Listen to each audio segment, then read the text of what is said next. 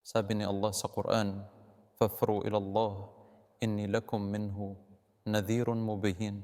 Tumakbo, papalayo. Tumakas kayo patungo sa Allah. Kung ay malwanaskan na tagapagbabala sa inyo mula sa Kanya. Parang sinasabi niya, tumakas mula sa parusa ng Allah at humanap ng kaligtasan at proteksyon sa Allah. Hindi ka masipang sino man natutuwa sa isang bagay. Ang tanging kaligtasan at awa na makukuha nila ay sa pamamagitan ng pagpunta sa bagay na kinatatakutan nila. Pwede ba akong magkwento ng mabilis? 30 segundong kwento tungkol sa anak kong babae. Sige, kasi yun lang ang naiisip ko. 3 taong gulang siya noon. May nagawa siyang mali kaya nainis ako sa kanya. At ako'y sumimangot. Natakot siya. Akala ko tatakbo siya palayo. Alam mo ba ang ginawa niya? Pinasa niya para sa'yo. Pinasa niya para sa akin. At napaisip ako, ano ito? Kaya nilagay ko siya sa kandungan ko at nakatulog siya. Pakiramdam niya ay ligtas siya.